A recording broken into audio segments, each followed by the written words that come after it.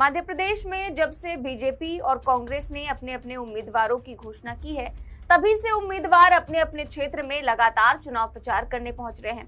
इसी कड़ी में प्रदेश के गृह मंत्री नरोत्तम मिश्रा भी चुनाव प्रचार करने अपने क्षेत्र दतिया में पहुंचे। अब अपने विधानसभा क्षेत्र दतिया की जनता को अपने द्वारा किए गए विकास कार्य गिनवा रहे थे वो।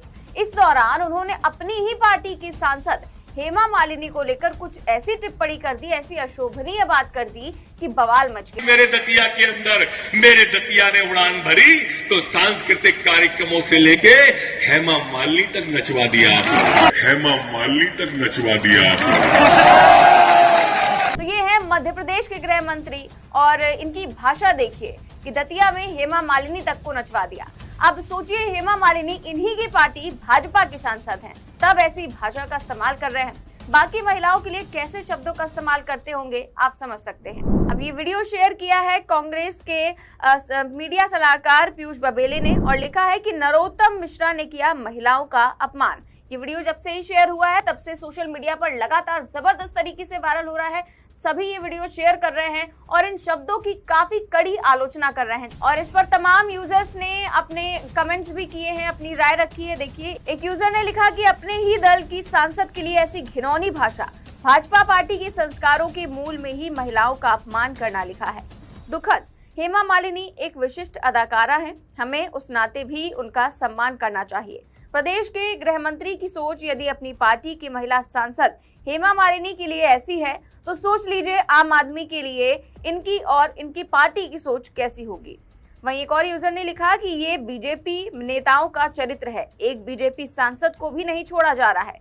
तो ये हाल हो चुका है एक गृह मंत्री का। मध्य प्रदेश के गृह मंत्री हैं, ये नरोत्तम मिश्रा हैं। वैसे तो अक्सर ये कुछ ना कुछ विवादित बोला ही करते हैं, लेकिन इस बार तो इन्होंने हद ही कर दी है। अपनी ही पार्टी की एक सांसद के लिए इनकी इस तरह की भाषा का इस्तेमाल किया है। वैसे ये वही गृह मंत्री हैं जो अक्सर फिल्मों को लेकर टिप्पणी करते रहते हैं। पठान फिल्म को हिट कराने में भी इनका बहुत बड़ा योगदान था। इन्होंने जितनी बार दीपिका की भगवा बिकिनी को लेकर पठान को बॉयकॉट करने की मांग की, फिल्म उतनी ही ज्यादा हिट हो गई। और अब जब चुनाव प्रचार की बारी आई तब भी इन्हें फिल्म अभिनेत्री की याद आ गई। लगता है इन्हें फिल्मों से कुछ ज्यादा ही प्यार है। खैर, बीजेपी करे भी तो क्या करे, चुनावों में हालत जो इतनी खराब हो चुकी है, लगातार जो प्रत्याशी हैं, लगातार जो नेता हैं वो दल बदल रहे हैं, कांग्रेस में शामिल हो जा रहे हैं, तो वहीं जो जनता है वो वोट देने को राजी नहीं है।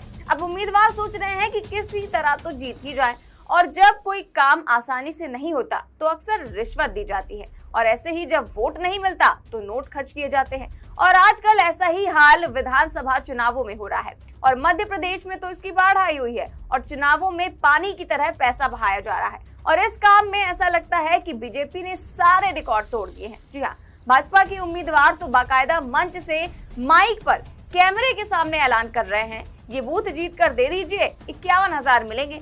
तो कोई कह रहा है कि ये बूथ जीत कर दे दीजिए तो 25 लाख रुपए दिए जाएंगे। जी हाँ, बूथ जिताइए और 25 लाख। जो पुलिस फर्स्ट आएगा उसके लिए 25 लाख रुपया की राशि हम देंगे अलग से।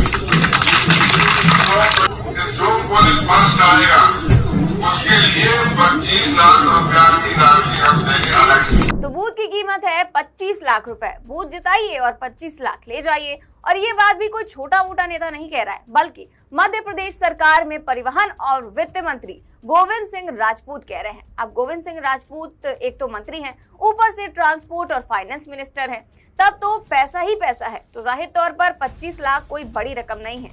तो वहीं एक और साहब हैं जो काफी सालों से मंत्री तो नहीं है लेकिन बीजेपी महासचिव हैं, कैलाश विजयवर्गीय, और इनके पास कोई मिनिस्ट्री तो नहीं है, लेकिन इसलिए वो 25 लाख तो खर्च नहीं कर सकते, लेकिन 51,000 का ऐलान तो कर ही दिया है। जिस पोलिंग बूथ पे एक भी वोट कांग्रेस को नहीं मिलेगा उस बूथ के अध्यक्ष को 51,000 रुपए दूंगा मैं। 51,000 रुपए दूंगा मैं। 51,000 एक भी वोट नहीं मिलेगा। अभी तो ये केवल दो बड़े बड़े लोग हैं, गोविंद सिंह राजपूत हैं, कैलाश विजयवर्गीय हैं, जो कैमरे के सामने आ गए। लेकिन कैमरे के पीछे कौन कितना खेल रहा है ये तो पता ही नहीं है अभी तक कि कौन कितने पैसे खर्च कर रहा है, कौन कौन सी घोषणाएं कर रहा है, ये तो फिलहाल किसी को नहीं पता। अब गोविंद सिंह का वीडियो वायरल हुआ तो बात इलेक्शन कमीशन तक पहुंची। तो एफआईआर तो दर्ज की गई, वो भी दरोगा साहब ने डरते डरते की होगी। जी हाँ, चुनाव आयोग के निर्देश पर सागर जिले के राहतगढ़ थाने में उनके खिलाफ एफआईआर दर्ज की गई है। लेकिन जमीनी हकीकत तो यही है कि लगातार नोटों की बारिश हो रही है चुनावों में। अब भाजपा के नेता भर भर कर रुपए भी खर्च कर रहे हैं और चुनाव जीतने पर लाखों खर्च करने की बात भी कह रहे हैं, वो भी भरे मन से माइक पर और कैमरे के सामने। खैर, मध्य प्रदेश में जिस तरह की हालत हो गई है बीजेपी की, अब विधानसभा चुनावों को लेकर लगातार सियासी पारा हाई है। पार्टियों में टिकट बंटवारे को लेकर जमकर सियासत हो रही है। अंदरूनी राजनीति भी काफी ज्यादा हावी हो चुकी है। भारतीय जनता पार्टी की 5वीं लिस्ट आने के बाद से तो पूरे प्रदेश में बवाल मचा हुआ है। भाजपा नेताओं में लगातार नाराजगी देखी जा सकती है। कई जगह पर विरोध प्रदर्शन हो रहे हैं, तो कहीं पर लात घूंसे तक चल रहे हैं, तो कहीं पर सिंधिया के महल को घेर लिया जा रहा है, तो वहीं कई केंद्रीय मंत्री जो है उनको घेर लिया जा रहा है, उनके गनर के साथ मारपीट की जा रही है, उनके साथ धक्का मुक्की हो रही है।